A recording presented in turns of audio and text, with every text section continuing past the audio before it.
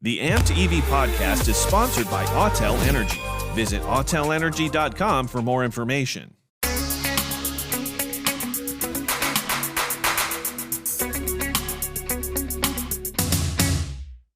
Hello and welcome back to the Amped EV podcast. My name is David Sickles. I am the editor for The Buzz. And I am Jason Morgan, content director for Fleet Equipment.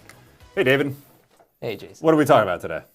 We're talking about last mile delivery and electrification. Oh, okay. I like this topic. Yeah, I thought it'd be a good topic. I feel like we're always somewhere on both ends of the spectrum. It's either consumer vehicles or heavy-duty semi-trucks. Yeah. We never talk about what's in the middle. Right. No, I like the middle, and I mean, who doesn't have these vans showing up every day to their house delivering stuff? Exactly. Every day.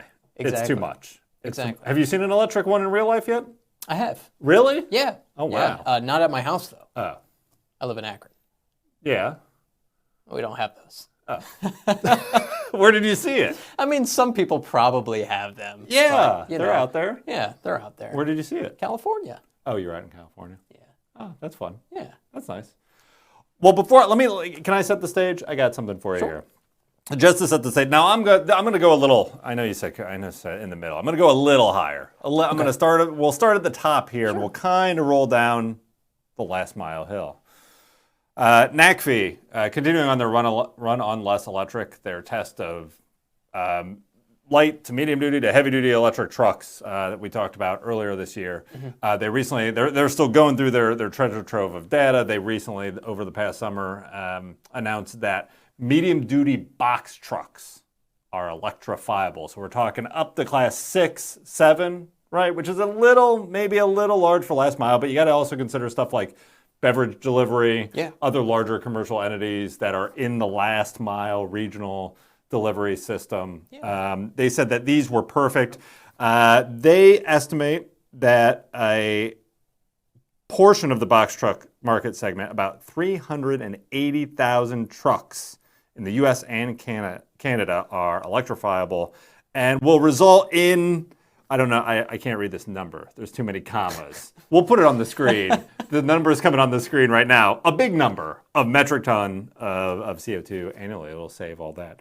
Again, a lot of the last mile same applications are going to return home at the end of the day, right? They're running around town, right? Again, I go back to kind of like a beverage distributor. You have a local point, and then you're kind of running your, beverage, whatever your beverage of choice is, or distributing there, kegs of yada yada.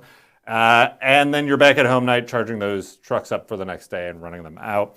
One of the cool, and we featured it on the show before, but just to call out one on the Run on Less Electric program, Frito-Lay ran a Class 6 Peterbilt with a Cummins electrified powertrain. So no Cummins engine, but Cummins battery powering a powertrain with an electric motor. And they're running that now.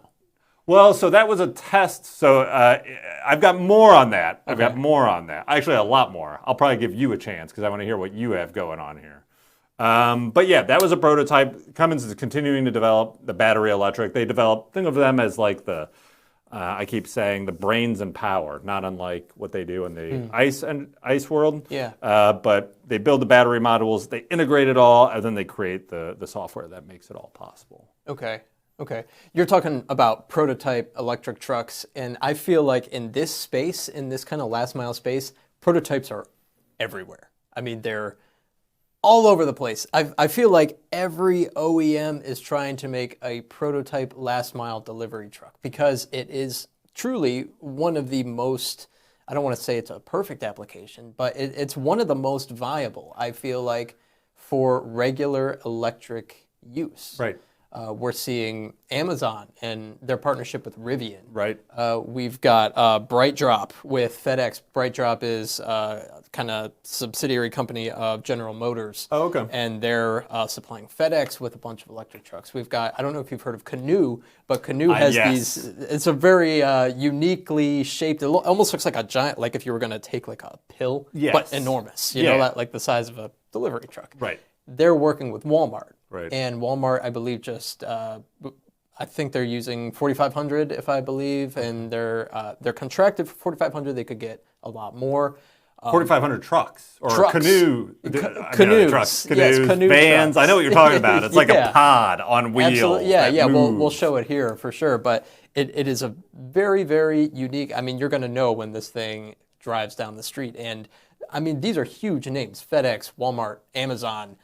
These are some of the delivery behemoths, you know, in the U.S., and they are all contracted to be running electric trucks within the next couple of years, and they've all been testing them. Right. And you know, obviously, this is something that they're investing heavily in, and it's not going away. I mean, we're going to see them coming down our street sooner or later, if you haven't already. Yeah, well, and that's an interesting point too, because I often wonder, why haven't I seen them already? Even in the truck market, we've seen Class 8 electric trucks roll out and be available. You can buy them from a number of manufacturers right now, but the Class 6, 7 isn't as widely available yet, which I don't know. I just kind of find interesting because I feel like that application would hit that sweet spot. I do think we're poised to see more of them coming down the line.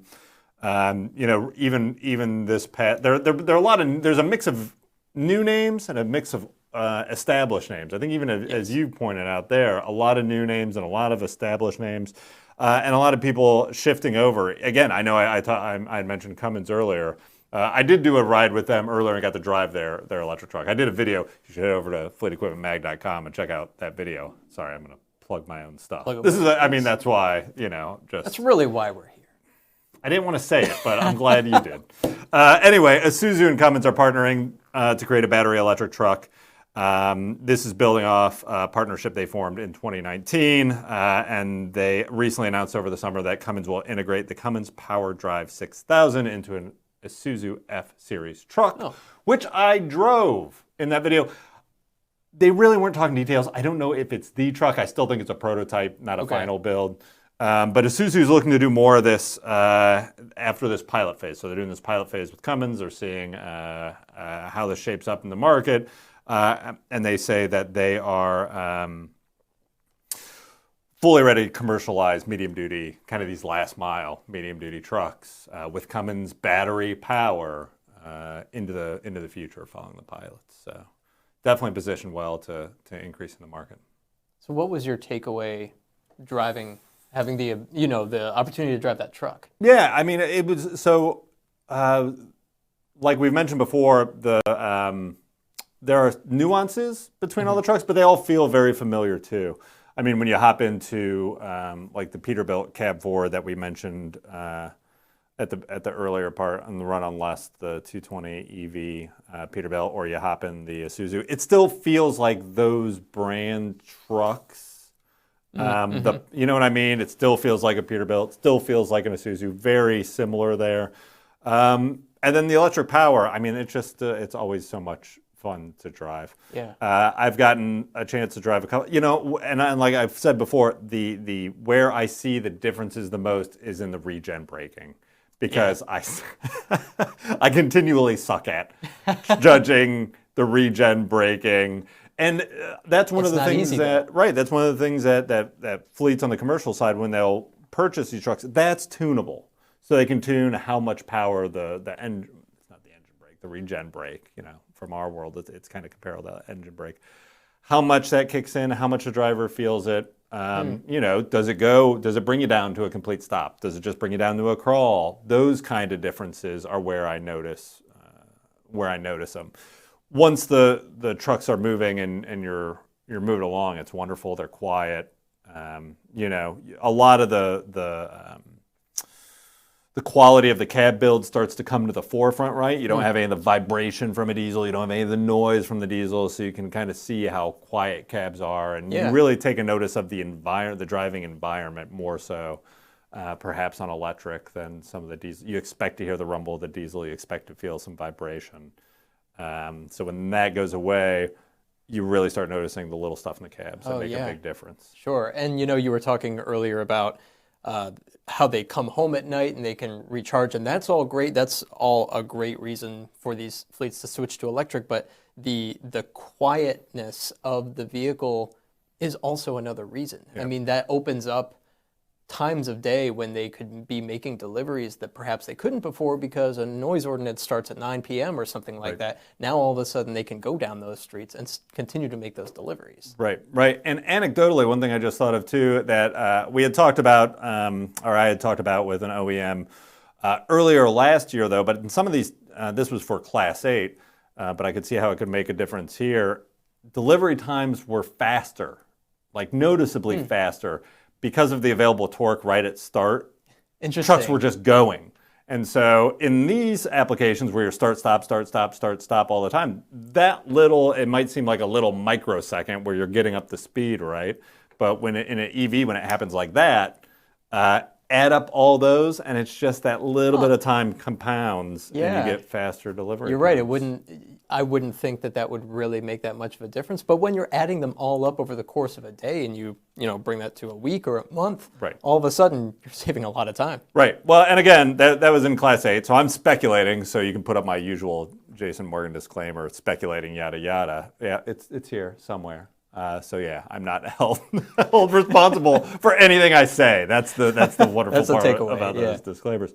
But yeah, I mean those things they're nice. It's enjoyable. So it was a wonderful drive. Looking forward to seeing how Cummins rolls out more of them and just how more of these roll into the market. Sure. There's other types of last mile vehicles as well. There's this company. It's called Bility Electric. Bility. Yes. Bility. Biliti. Bility. Correct. I at the end. Also correct. All right, very good. And we've got this image of their last mile vehicle here. You can see it's kind of, it's almost like one of those scooters that you would, see in, somewhere not the United States. Yes, we don't have a lot of these types of vehicles here. Yeah. This is an interesting one, mainly. So first of all, range of 110 miles. So obviously they've got a pretty tight radius that these would be operating in. But the most interesting part, I think, swappable batteries. That is this vehicle's claim to fame. So swappable. When they run out of juice, you take the battery out, you put a new one in, and you go down the road. Yes. So you don't have to spend any time charging. Right. It takes a minute.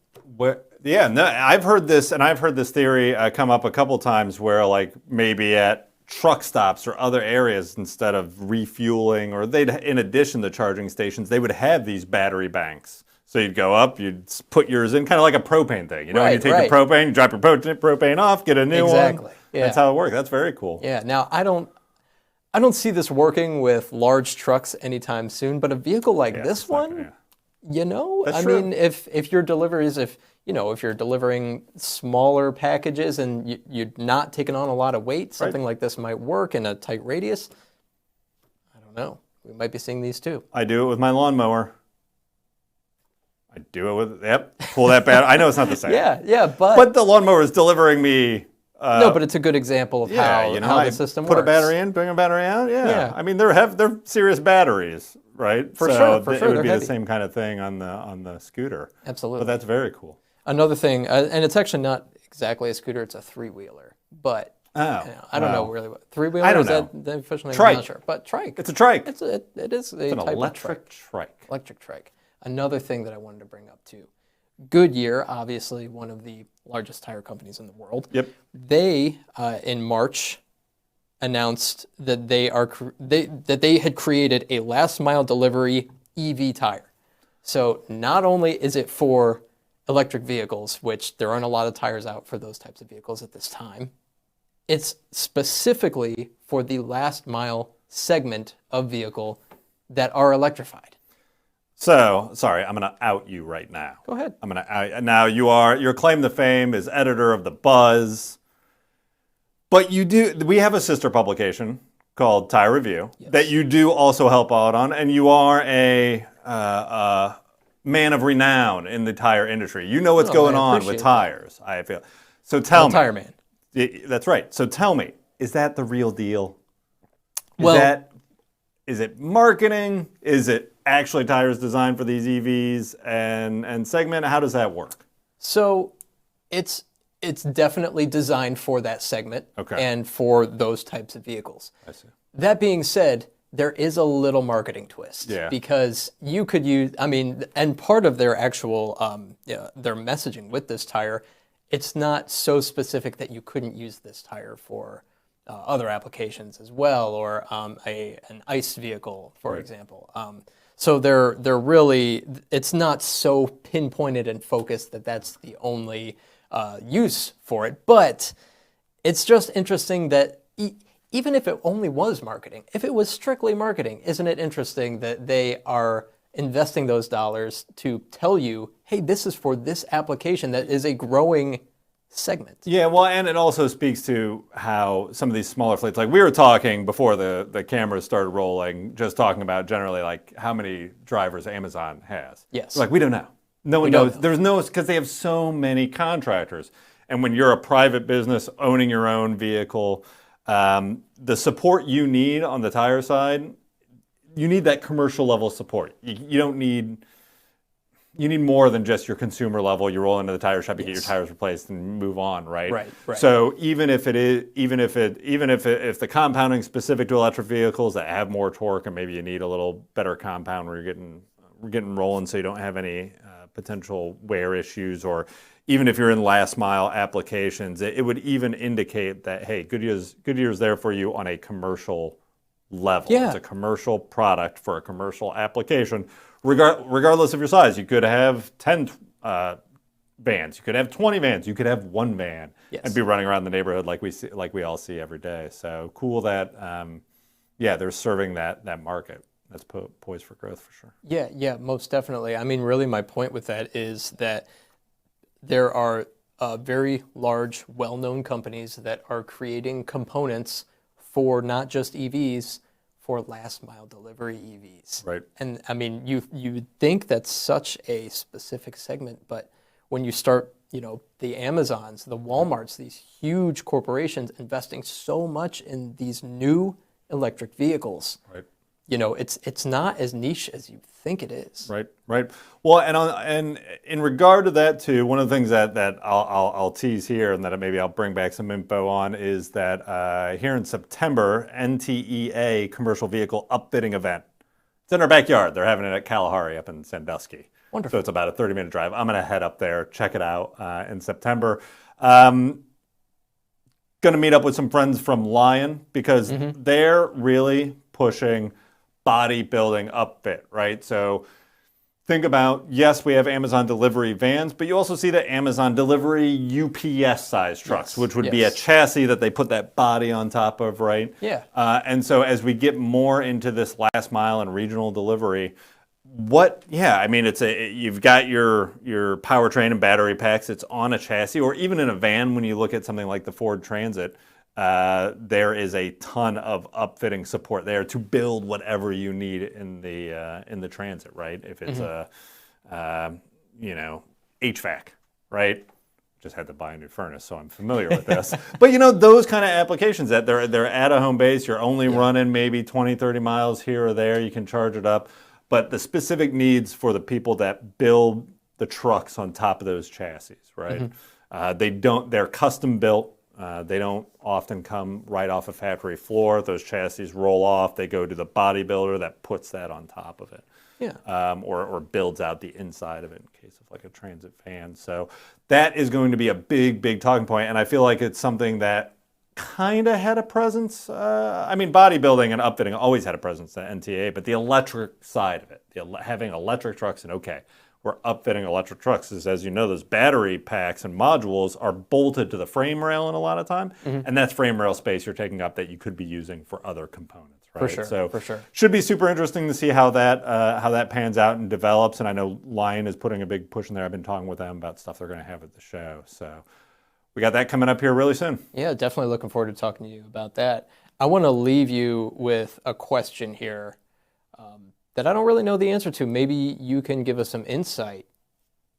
We started off this show talking about there are all these vehicles out there, these last mile vehicles, but I haven't seen them here in Akron. Right. Why? Why is that? Why haven't I seen them yet? What's wrong? Well, what's our favorite topic to talk about here? Infrastructure. Infrastructure curses. Infrastructure. So again, not to plug fleet equipment stuff, but something I'm amped about. I love that thing. I think, so we had the Inflation Reduction Act just passed here recently. There are huge tax incentives and credits for putting in infrastructure. 30%, with some caveats. I won't go into the details there. There are some caveats there. But for commercial charging infrastructure, 30% tax incentive. I guess I will say the caveat is in rural or low income areas. So I mean that's kind of a sticking point. But there's also a tax credit, 30% tax credit for commercial vehicles. So I think that as we've discussed here, lots of times it's a big investment to get this thing rolling, right? And so now. Looking at what's coming down the line with the Inflation Reduction Act and all the support for EV infrastructure creation, EV purchases, I think it's going to make a big impact. I think within the next year or two, the world could look a lot different. Specifically, I mean, commercial is getting a lot of support. It's way easier than the passenger car stuff, which we've all seen the headlines of, the passenger cars don't meet the requirements for all this thing. Not in the commercial world. The commercial world does right now, and you can go buy it right now. So I think we will start seeing it. Potentially we'll start seeing it before even you and I have an EV and get around to it, because there's a lot of back and forth, and there's a lot of support coming down the line going into 23 with the Inflation Reduction Act. And in our last episode, we talked with Lou Cox from MD7. He goes into a lot of this infrastructure, all these infrastructure needs, and explaining what to do. I highly recommend that episode. I've learned a lot. It's actually really interesting. But he's talking about the fiber optic cable and needing that, and the incentives that you might be able to get if you do own, a business, or if you're in the commercial space and be able to do that. So there's a lot of information there as well. I think that's it from me, Jason. It was a lot. And it was the first time we talked about the last mile, but not the last. Ooh, I like what you did there. Okay. We'll put it on the calendar. Okay, Okay. Hey, thanks for watching, everybody.